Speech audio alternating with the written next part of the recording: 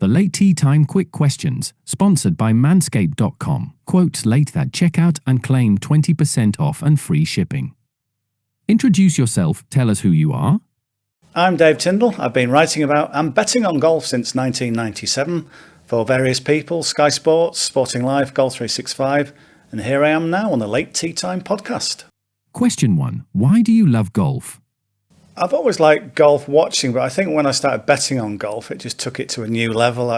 Various ways of interpreting who might win and following the logic of who might win. So yeah, I think it's a great betting sport because unlike other sports, there's so many different people who can win. Question 2. Do you play golf yourself? I have played golf myself, not to any great level, but I first played as a teenager. And I've just started playing again now, actually, after a bit of a break. But yeah, I always enjoy a round of golf. I've been lucky enough to play some wonderful courses. So yeah, I'm looking forward to getting my golfing back on track again. Question 3. What is the best shot and round of golf you've ever played?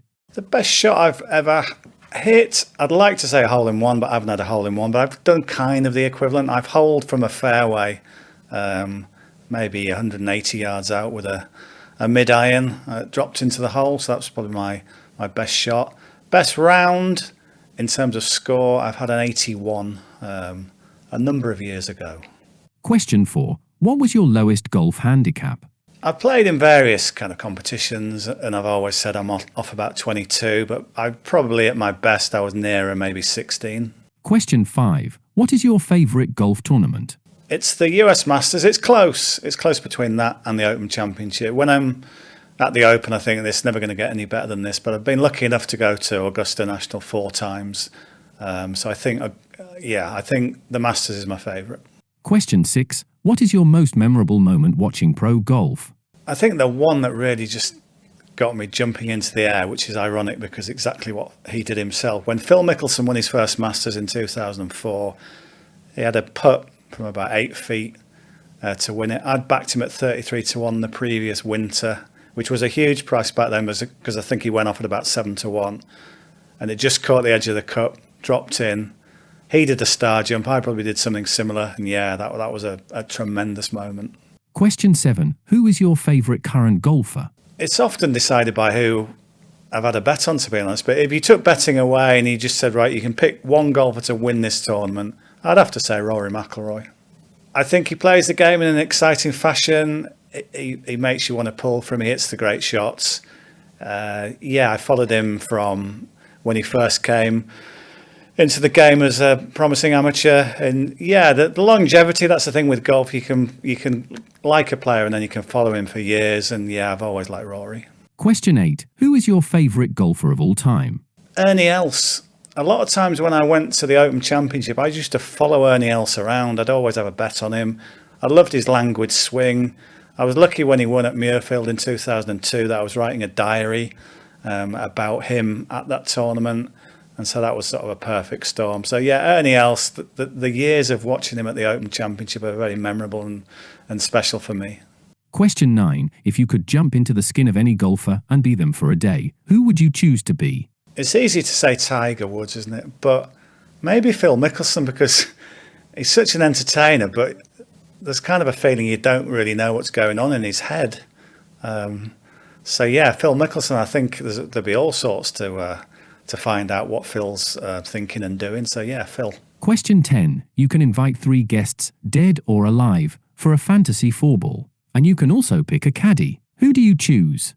I'm glad I can have a time machine here because that helps me out a little bit. I think you've got to have a US president. They're famous, aren't they, for being golfers? And the one I'd pick is JFK. You can find some footage of him playing golf. He's got quite a nice swing, actually. So yeah, JFK, be fascinating to pick his brains. I think because of my musical tastes, I'd want a Beatle in there. So I'd pick Paul McCartney, I think. I know everyone sort of maybe leans towards John Lennon, but I think Paul McCartney, what a life he's led, that'll be a fascinating chat. And I don't think you can answer this question really without saying Tiger Woods. I think if you don't want Tiger as part of your 4-ball and you're a golf fan, there's something wrong. So yeah, Tiger. I don't know which era Tiger, maybe in his pomp, maybe at the start of his career, but any Tiger would be good to complete that 4-ball. To carry my bag, I'd carry it myself, but just someone to walk with and chat alongside. It'd be pretty interesting to have Marilyn Monroe there, wouldn't it? A few JFK links there. I'm a big fan of Marilyn Monroe and all her films, so that would add a bit of glamour, wouldn't it, to the 4-ball? Question 11, and finally, on which course would you like to play that fantasy 4-ball? It'd be fun to play a kind of really terrible local course, wouldn't it? But just because the kind of juxtaposition of having these famous people. But I would go to Augusta National. I think that would be a fitting place to play. If not, if they didn't let us on for whatever reason, I would go to the old course at St Andrews. And then if they wouldn't let us on, Pebble Beach. Thank you for answering the late tea time questions. And thank you to manscaped.com for sponsoring the podcast. Forever you and me, right by my side's where you ought to be.